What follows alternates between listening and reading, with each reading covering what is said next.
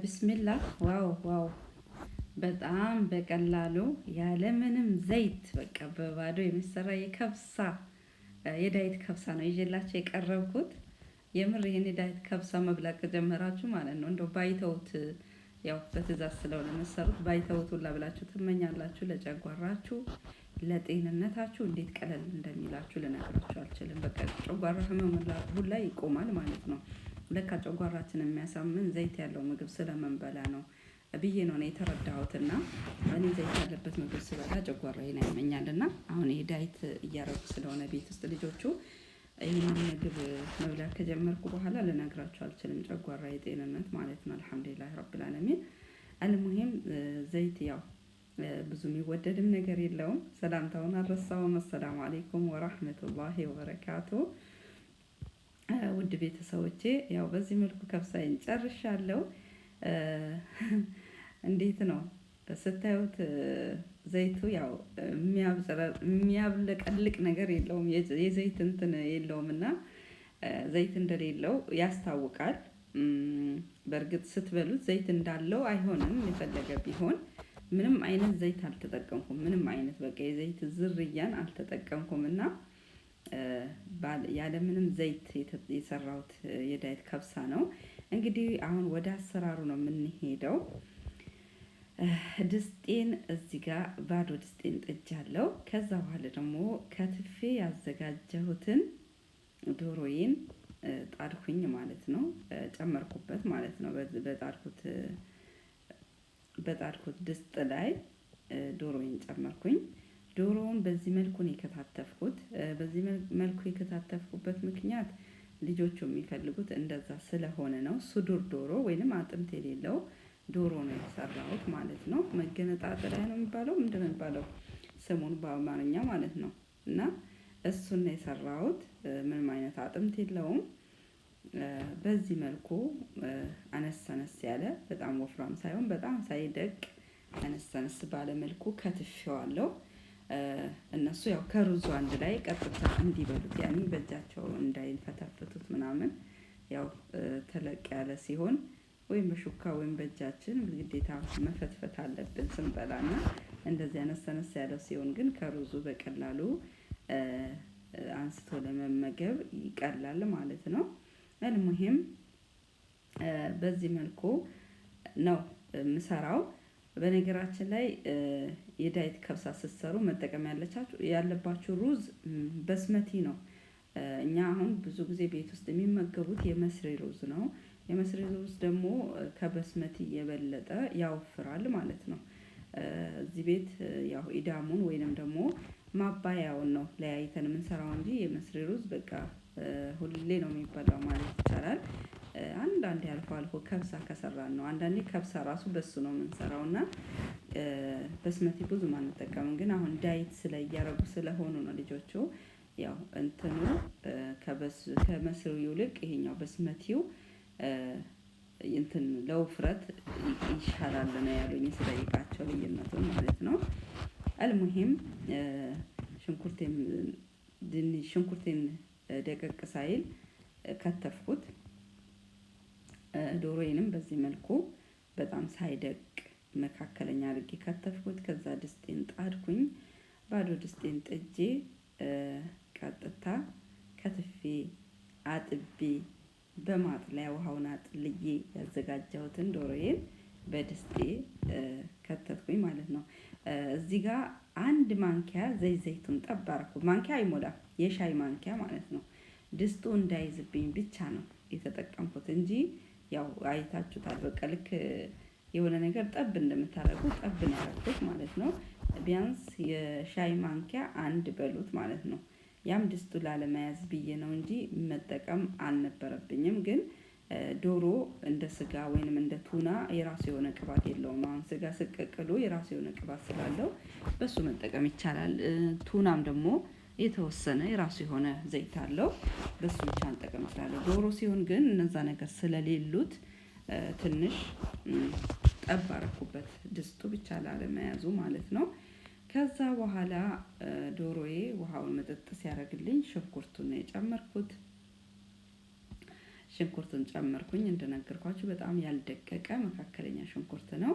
እሱን ጨምሬ አንድ ላይ በደንብ አድርጌ ቅልት እስኪልልኝ ድረስ ያው ዶሮውን መጀመሪያ በዚህ መልኩ ነው ያቀላሁት። በነገራችን ሽንኩርቱ ሳልጨምር በፊት ማለት ነው። በዚህ መልኩ ነው ዶሮውን እንትን ያልኩት። ከዛ ያው ሽንኩርቱን ደግሞ ጨመርኩት። ሽንኩርት ምናምን እኔ በእጄ መክተፍ ይቀናኛል። ለምን እንደሆነ አላውቅም። እንግዲህ የለመድኩት ባህሌ አለቅ ብሎኝ ይሆን አላውቅም። ብዙ ነገሮችን አልፈጭም በነገራችሁ። ሴትዮዋ ራሱ ትስቅብኛለች ብዙ ጊዜ እና ከዛ በኋላ እዚህ ጋር ባህራት አዘጋጅቻለሁ። እንደምታዩት 6 አይነት ባህራት ነው ያዘጋጀሁት። እዚህ ጋር ከሙን አለኝ።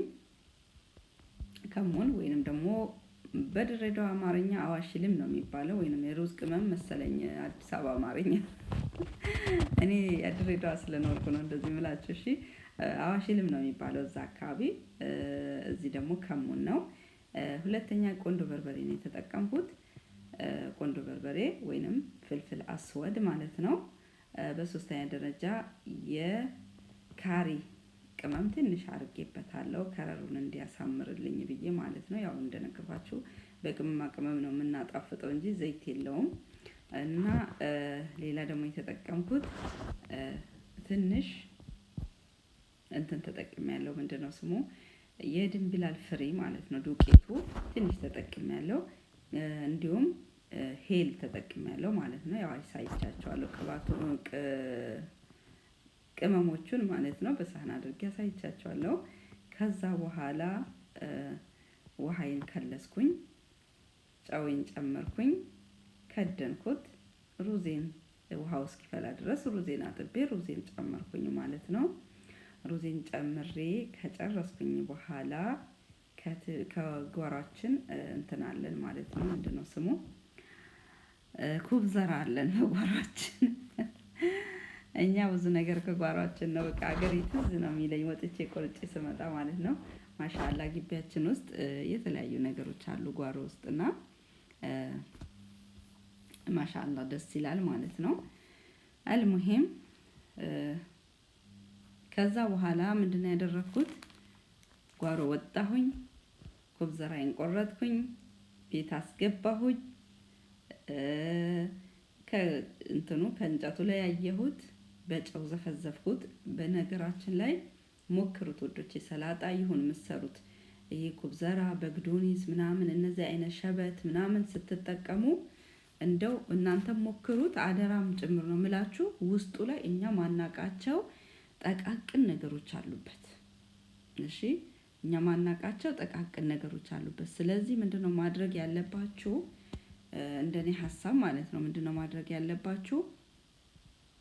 በጨው ዘፍዝፉት። በቃ አንድና አንድ እንትን ነው። አንድና አንድ በቃ ደስ የሚል እንትን ነው የሚኖረው ማለት ነው።